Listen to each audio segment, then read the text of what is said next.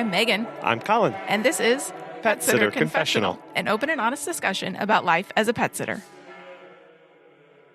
Hello there. Welcome to 2023. Happy New Year. Thanks to Pet Sitters Associates and our Patreon supporters for making today's show possible. If you don't know what a Patreon member is, because it's a weird word, it is somebody who financially supports us with a few dollars every month and helps to keep the show going. Yeah, and you can go to petsitterconfessional.com/support to learn all of the ways that you can help support the show. And we appreciate every single one of them. Absolutely. With the new year and reflecting on last year and this coming year, we've been doing some really deep dives and reviews of our business and how 2022 went. And we talked about that a few weeks ago on the episode.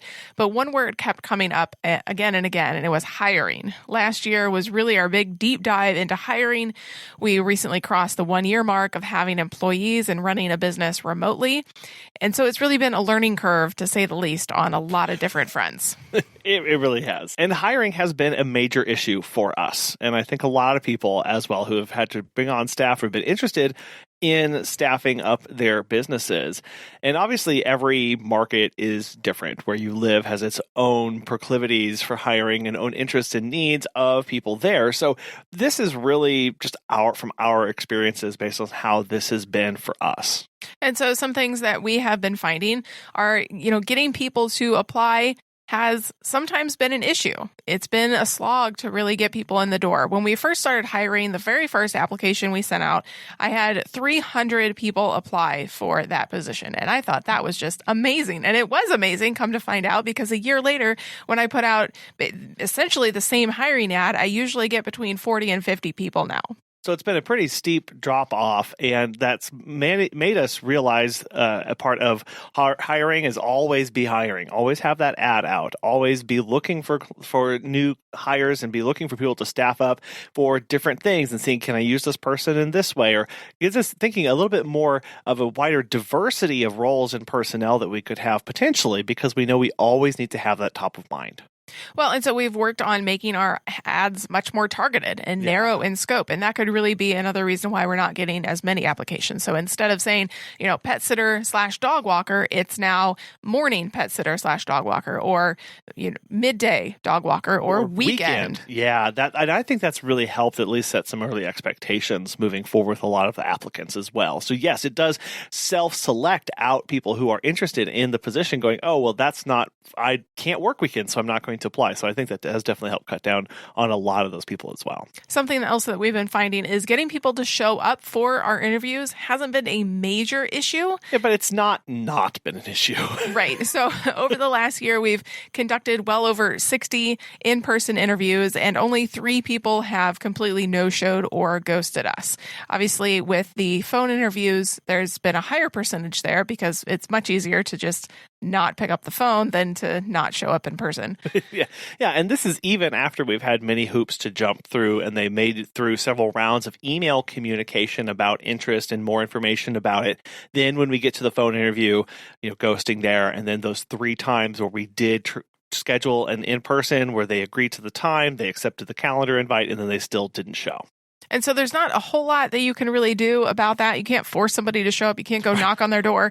So there isn't really much to get around that. It's just something that has been happening, I think, with increased frequency that more people are experiencing as well. So when you start to hire, you have to understand that some percentage of these people will get to a certain point in the process and then stop responding to you. And that's just going to happen. One more thing that we've been finding out, and this has been the absolute major issue for us, is getting people to stick around for more than a month. Yeah. And there are certain things that we've been doing to try to get people to stick around more. They've been leaving for a lot of different reasons.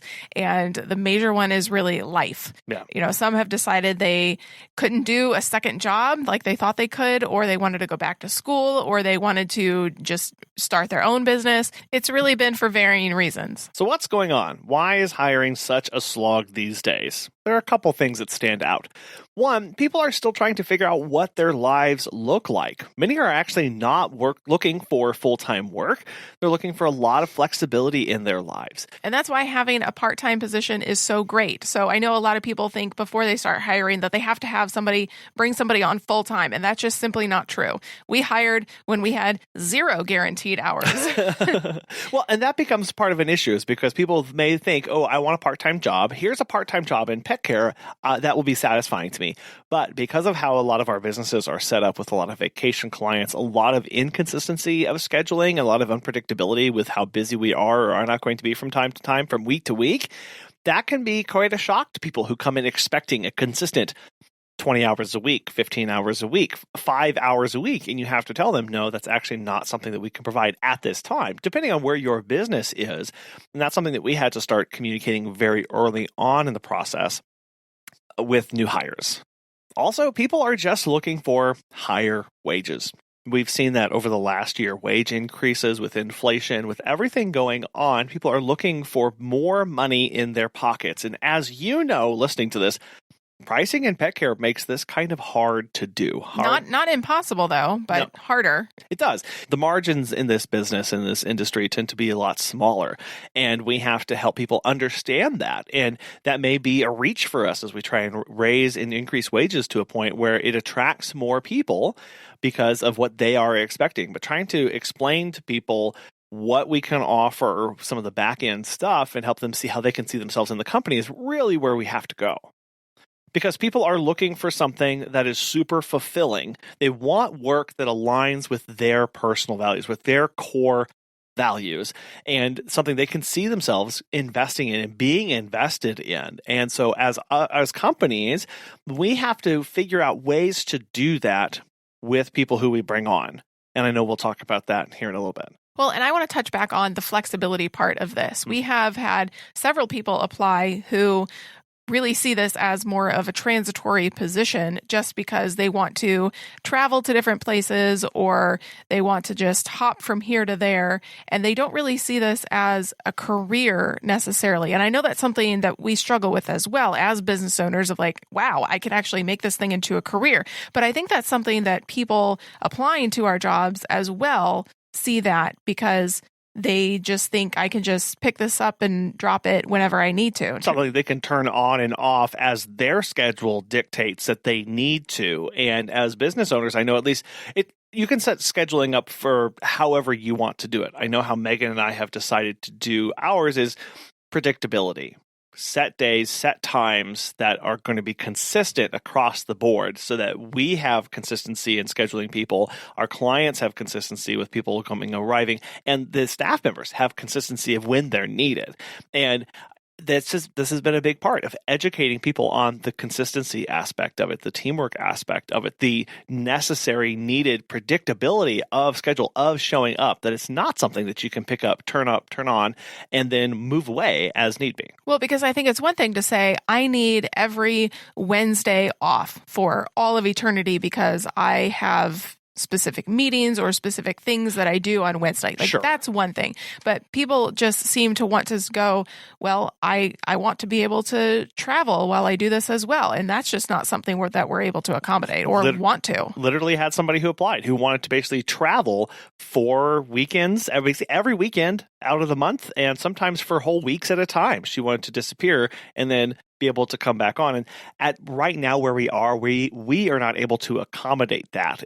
But I know that feeling of wanting to turn it on and off is not just bespoke to her. Well, and I think it's, again, because people don't see this as a legitimate business. And right. So they just think, oh, I can walk a dog here or walk a dog there, and it's not that big of a deal, so I can just turn it off and turn it on.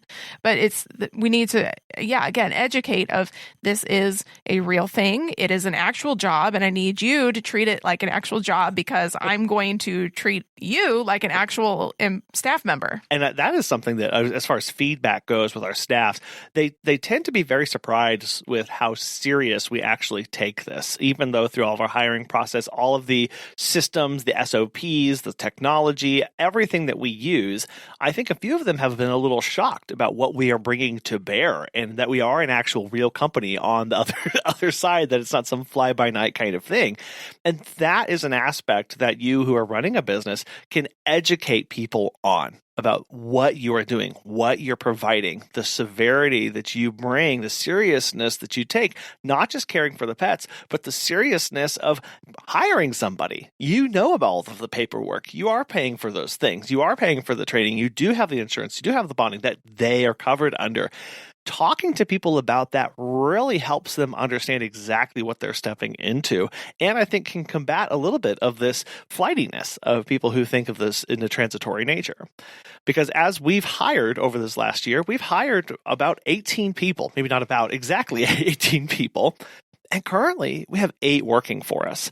And this is just some real talk. The longest that a staff member has worked for us has actually been 2 staff members who just celebrated their 6 months, and we couldn't be happier to have them on. It is such a rich blessing and contribution that they have brought to the company. The shortest was actually a new hire that didn't even make it through the onboarding process. They didn't do any of the visits. They had actually sat through my one-on-one onboarding, walking through all the systems and processes, and then texted us later that day letting us know that they had taken another job. And that was super fun. Appreciate you wasting our time. But that's another thing, is that as you hire, some of the behaviors of employees has changed a little bit, of people accepting multiple offers for companies, going through stages of hiring and onboarding to see which they're actually going to like, and then ghosting or canceling and quitting to go from there. Versus, I know when I was accepting jobs, it was you pick one and that's what you're committing to. Not saying one's right or worse over the other. It's just our expectations as employers, knowing how people are going to behave when they're applying to my position. Well, frankly, because of 2020 and what subsequently led to that, the employee does have, at least right now in this moment, does have the leverage in the position. They are demanding higher wages. Everybody is hiring, so employees are really not a dime a dozen right now. And they're very picky. They're very picky about what they're going to take and who they're going to work for. And as our employees have left because of life changes and things like that, we've always asked them, what can we do better? What could we have done to help you up for success? And what do you need from us? And their responses across the board have basically been, you all are awesome. The job was a lot of fun. It's been one of the best things I've ever done in my life. It's just time for me to do something different right now. And like Megan said, that was go back to school. That was take care of sick family members. That was take care of their own personal mental or emotional, physical health at that time. And that's okay. I will say, though, that truthfully, though, it does hurt a little bit because we have invested time, money, energy into these people. And so when an employee leaves, it's not the best feeling in the world, even if it's under great circumstances. If they're going to pursue some other enjoyable thing in their life, it's still, as the boss, I'm like, oh, that stings a little bit. Well, we've learned a lot from this entire process, and we're going to continue to learn some. But Megan, what you just said there, I think is one of the most important ones that I've had, is that it is truly okay to mourn when a staff member leaves. You can be sad, you can be upset about that and hurt by that, but you cannot let that impact how you treat the next hire. You cannot let that jade you, let that shadow how you interact, how you say hi, how you go through the next onboarding process, because every person who we have hired, they comment how much they love the interactions with our training, with the shadowing and visits, how personal we are. We cannot start to become disgruntled every time somebody leaves, because that means that new hire that comes in, we are on the offensive already. We think worse about them. We go, well, basically in the back of our head is like, well, when are you leaving? So we treat them dismissively. We don't listen to them. We don't try and connect with them. And that damages that relationship. Now, is this easy? No, it is not. But every new person to your company is just that, a new person to your company. And you as the employer owe it to them to treat them as such. Well, this is not the same at all, but it kind of is, of like dating. You If your boyfriend broke up with you and you go out on another date, you don't want to spill all the tea of the previous boyfriends. You just want to start over fresh and say, "Hi, my name is Megan. How are you?" Or when I was teaching, the first class of the day would really tick me off and they would leave and the second class would come in and I would a lot of times bring my emotions, how upset I was at the first class, and bring those to bear on the second class. And I was way shorter with them. I didn't pay attention to them. I was very dismissive and I wasn't kind. And you have to learn to go, those people are new. What happened at that last situation, I cannot allow me to impact how I move forward with this. We think about this with visits. You have that one rushed visit where everything goes wrong, and then you have to walk right into the next visit, and you cannot carry the burden from the previous visit into that next one because it will impact that. The animals can sense that. Same thing with people. And so here's some things that we've learned. One, we need to approach the hiring process by basically trying to convince people why they should not work for us. So, a lot of times we say, here's why you should work for us. But at the end of the day, people don't truly understand what we do until they've actually either done it for themselves in their own business or have worked for us in our business. So we do a lot of real life crazy situations that have either happened to us or to other sitters that we know of. And we try to gauge how that person reacts and how they handle being asked the question and then how they respond and answer it. Yeah, when I asked them, what would you do if you came into a home and there was somebody naked in the kitchen? Everybody not everybody, the majority of people laugh nervously and then look at me to see, is this person serious? Because they think it's a joke. They think it's a joke. And when I go, okay, and I don't laugh or respond, they suddenly all of a sudden get real serious about that situation and actually think about it because they weren't expecting it. And that's an important part of the interviewing process, to not play to those things and just play it straight and be serious about those kind of questions, because they're going to read that off of you and see how serious you are actually taking it. And we need to be upfront about what we can provide as far as number of visits, hours per week, and really not shy away from the dirty details, because too often we want to try and attract the people to our companies. We want to make it look as pretty and nice as humanly possible so that they will choose us. Megan, you mentioned dating earlier. We want to be as attractive to that person as possible. But what happens once they start joining our company and they start working for us and realize it's not all rainbows and butterflies? That is a disservice we have done to them and will probably increase the likelihood of them leaving early because they will feel like they have been misled and sometimes lied to. Well, and I feel like that's definitely something over the past year that we have continued to refine and hone and basically get more and more drastic about it, because at our very first hire, she went through the onboarding process and then read the employee handbook and went, "Oh, this is super serious. I didn't realize all of this." And we went, that was our first light bulb moment of, oh, we need to do a better job explaining this before we get to this process, so we are not wasting our time. I mean, yes, not wasting the potential employees' time, but more so our time. Our time is incredibly valuable, just as everybody else's is, but we need to do a better job of explaining these things early on. And that starts with the job ad. So if you are not happy with the applicants, that is the first step, is to look at your job ad, especially the title. What kind of people are you attracting with your title? Is it literally every Joe Schmo and Jane Schmo out there? Is it a specific type of person? We do that with clients. We talk about who is your target clientele, and we try and figure out language and graphics and social media marketing messaging to get to that particular person, because we know I'm not for everybody. I don't service every type of pet owner. I'm for a very specific subset of them. The exact same thing with your hiring. Megan, you mentioned, look at that ad. If you're not happy with who is applying, go, what kind of language am I using? Do I have this? It's super flexible. Pick when you want, and you actually get upset, and that you are not able to accommodate that. Get rid of that language immediately and actually state what you need. And because that is you setting that very first expectation that they will bring into the company. It really all starts with the job ad. Even then, one thing that we've learned is that you can have everything in place, perfected, dialed in, and life still happens. See, when you hire people, you're actually hiring into their life, and there will be repercussions from that. And that's okay. Sometimes you do everything right. You nail the job ad, you nail the interview questions, you nail the training, the shadowing, everything. And it still doesn't work out. Like we said, some people said, you know what? It's actually time for me to go back to school.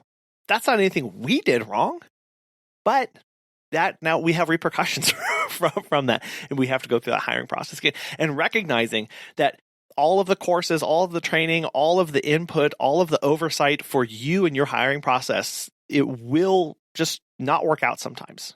And we need to be honest about that. There's no silver bullet to this. Because people's lives are messy. And so you really don't know what's going on in that potential employee or employee's life that they may not be telling you about. Right.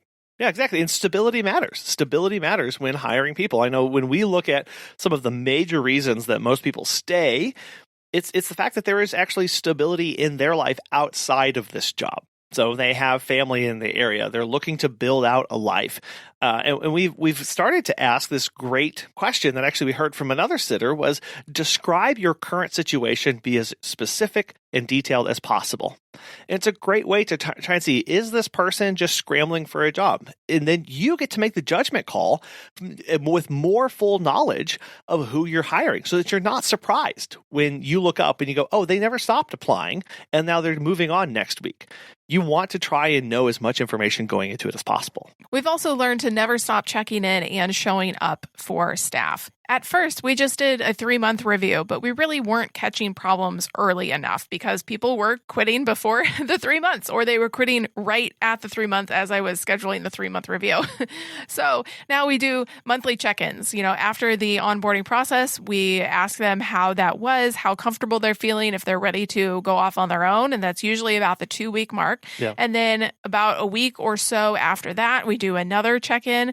Because we don't really see staff face to face. We do have weekly meetings that we have everybody go to, but I don't think I've ever met any of our other remote location staff in person. No, you never have.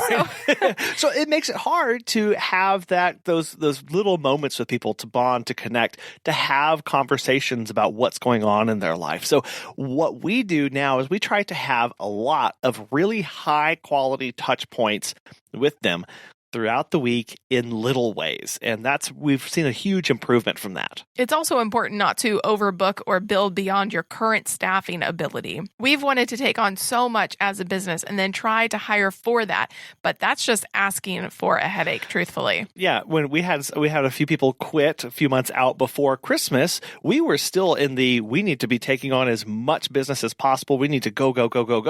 But we had to pull the reins back hard and go, no. There's no guarantee I'm going to have staff by Christmas. I cannot overcommit myself because then I'm only letting people down. And that's a bad look. That's a bad image for our company, for our brand, about what we actually stand for. So really trying to measure the growth and grow well with the people that you do have. As we've brought on more and more staff, we've realized that videos really save your life. So use more of them. We certainly have. We are slowly building a library of videos covering a whole ton of topics on, how-tos, client walkthroughs in their home. We attach the video links to the client notes so that all staff can review the information and then watch them. We love Loom for this. It cuts down on having to say the same thing over and over again. And now you can show them physically where everything is as well, so they can review it. Another thing we've started to share more is not just about videos and client notes, but share the plan and the vision that you have and what you want your company to look like. And it can be scary to sit down with your staff to discuss the future, but it's really, really important. Especially if they want to feel included in it as well. Be honest when the slow times are coming and when the busy seasons are going to start. Help prepare them mentally and emotionally for those times so that they get a feel for the ebb and flow of your company and how you envision either expanding or not, or what you want their position to look like in 5-10 years, because that's something that we as the owners are responsible for doing. I need to go, okay, I have hired somebody. My commitment to them is until they fail to meet their job expectations and requirements and I have to let them go, or forever. Right? That's pretty much what you're signing on to as an employer. And so if you don't have that plan for the forever, that's something that you need to get real serious about and then have conversations with them about how they fit in and let them know about what you're wanting to offer, new things as different services, or when you want to start hiring again, because they may know somebody who is going to be a good fit because they know your company culture. They see what you're doing. reach out to them first. Don't feel bad about talking to them about that kind of stuff. You can even ask them to look over the job ad and say, hey, I'm looking to hire, somebody to take over nights while you take over days. Is this still the job that you see it as? Because what that does is really one of our last lessons here is it's that you need to lean into the strengths of your staff. At the 3-month and at the 6-month review, we end that by asking, okay, what's something that you think the company should be doing that you'd like to take the lead on? And this is something that I learned from my previous job. And it's a great question because you're not just asking, what can we do more of? You're giving them a chance to take ownership in the company and ownership over their position. And from this question alone, we've been able to add things like pet photography because somebody had an interest in that, nail trims because somebody was like, hey, we should be offering this and I love doing it. So we said, great. That is something that we can do that we would not have done before because we didn't have people interested in doing it. And it's made us better. And it's helped for the staff members to see themselves as growing with us. This is kind of called upskilling or reskilling of your existing staff members. And it offers a great way to fill talent gaps, offer new services, and cut down on hiring and other costs associated with that. Basically looking at, what are the strengths of the people who I am bringing on? Now, how can I use those to both A, help my company be better, but B, help them see themselves as more of a part of this? You get two by doing this entire process. And this is important because Megan mentioned this earlier about that word career. Because when we are providing employees with education and opportunities for that career development and mobility in our company, it increases engagement and retention. And again, about that career, we get so many people who don't think that this can be a true career. Many of you listening didn't know that pet sitting, dog walking could be a career until you started your own company. So how do we change that as companies, as employers? Well, we do that by having additional training and growth opportunities when that staff member is ready. And more importantly, talk about that with them. Something that is always a strength to your business is pet business insurance. As pet care professionals, your clients trust you to care for their furry family members, and that's why Pet Sitters Associates is here to help. For over 20 years, they've provided thousands of members with quality pet care insurance. Because you work in the pet care industry, you can take your career to the next level with flexible coverage options, client connections, and complete freedom in running your business. Learn why Pet Sitters Associates is the perfect fit for you and get a free quote today at petsitllc.com. You can get a discount when joining if you click Membership Pet Sitter Confessional and you use the discount code Confessional when you're at the checkout, and you can get $10 off with that. Check out the benefits of membership and insurance once again at petsitllc.com. And I do have to just touch on the insurance one more time because that is something that I'm starting to bring more and more into conversation with people who are bringing on to show them how serious we take this. Many people have no clue that there is pet sitting, dog walking specific, industry specific insurance. And I get to educate people about that during the interview process because they have no idea. And I think that's a really great way to, again, help them see what we are bringing to the table. And so with this new year, here are some things that we are leaning into. The first one is we're using social media to talk more about our company culture and our values. So our company has 4 promises that we promise to every pet parent, and every single one of our staff members needs to know what those are. And so we are sharing those on social media, and we are talking about those at our weekly meetings. Well, and the sharing them out helps potential hires connect with us, and it helps existing staff stay content and invested with us. So again, these 2 for the price of 1 social media post. Also having a more transparent raise criteria with set goals and metrics to achieve. This is a daunting task because there really aren't industry standards for this kind of thing. And it's hard to really say, okay, what does progress look like at the 6-month mark, at the 12-month mark within our company? Yeah, and so looking at other industries and going, yeah, what would a 50-cent raise, what would a dollar raise actually look like? Why would somebody get that? What would that mean for them to achieve that? And taking into account everything else, so having better performance reviews and having better guidelines and goals is something that we're going to be moving into. We'll also be embracing the true diversity of our staff. So one thing that we've done is we've added a gaming channel to our Slack group for the staff who love gaming and streaming on Twitch. We're also celebrating their personal successes, wonderful grades in school or finishing a home project or whatever that is, and just letting them know that we see them as the whole person that they are. And then continuing to have high touch points with our staff this year is something that we are really excited about because, again, we see our staff during weekly meetings and then we send them off and they go out and do great work and provide excellent pet care. So we need to make sure that when we do interact with them, it's a great experience and it's highly valuable to them. It's like coming prepared to the team meetings with great info and encouragement, really, also, because they're not getting encouragement from anybody else. So it's super important as the boss, as the one that they're really interacting with, to provide that encouragement. And with that, with our, monthly check-ins that we try to do, 1, 2, 3 months, we try to make these less of a review, much more of a, hey, let's get your feedback, let's check in. We call them check-ins because we just want to see, hey, how's it going? How are you feeling? Are you still enjoying the job? Is it too much, too little? These kind of things. And then we make the 3 and the 6 month more of a review of, hey, here's some things that you could work on. Here's some areas where we need to see improvement. But honestly, the majority of the questions are us asking them to review us. We ask for their feedback on how we are equipping them, how we are training them, how we are supporting them. Do they have the tools, equipment, knowledge to get the job done well? What more could we be doing so that they feel like, again, that they can help contribute to something? That if they have problems, if they have concerns, we are fully open to getting that kind of feedback. We also want to do better at streamlining our hiring and onboarding and training processes. I feel like in the past year we have soared with like learning and lessons and improving this, but I know because we've had to do it a lot. But I know it is simply just the tip of the iceberg. No. Gusto makes hiring and onboarding super simple, and we love them for our payroll and all of that. We have it set up automatically to send all the documents for our new staff to sign, and it saves us a bunch of time. So we still highly recommend them. And while we like in-person interviews to save time and money, it probably potentially needs to be conducted more via Zoom calls. We're hiring really at a rapid rate. And, with our remote area, we're not always able to go down and do those in-persons in person.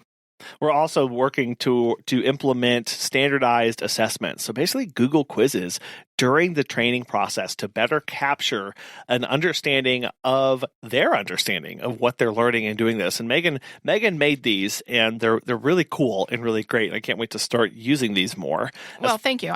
So Colin did the training videos, the onboarding videos, and there's 4 of them. It goes over our company mission and promises. Another one's the employee handbook. Another one was meet and greets, and another one is the 10 things you need to know to get started. Yeah. So we made questions through those videos, and at the end, they have to answer those and get them correct. So again, we do this all through Loom. It gets automatically sent to the staff. And basically at the end of the video, a button pops up that says, take the quiz. They click on that. They're taken to the Google quiz to complete. And then we get the results when they're done. And then now we can sit down with them and talk through the questions and answers to see what else, more help they can do.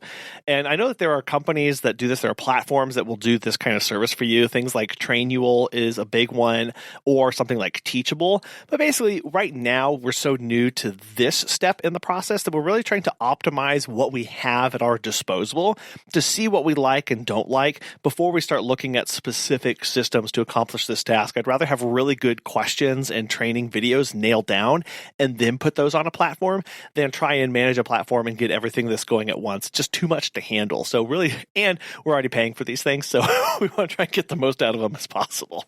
But it is a fine balance here because we have gotten some feedback that not everybody is as technologically literate as some other people. So there might be differences in learning styles here. Some people may be better physically in person. Some people may be better just sitting and watching a video. Which is why still having those shadowing visits and the shadowing trainings for meet and greets and all that is still critical to this. But doing our best to get as much information in front of them before that first visit, before that first meet and greet, so that they can then shadow, and we can do in-person discussions and do fast-paced Q&A after the fact and not miss the human element. Exactly.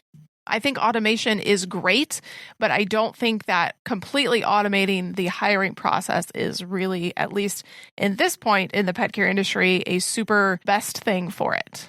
And nothing will really ever replace you standing next to somebody going, look at this dish, it's not fully washed. You need to wash that again. This is how I wash dishes. Or, hey, see this mess over here? Here's how we're going to clean that up. And oh, nope, don't put the trash back on the counter because you're going to forget it. Make sure you put that trash bag over by the front door so that you don't forget it and you have to stumble over it to leave and you don't leave a stinky trash bag for somebody.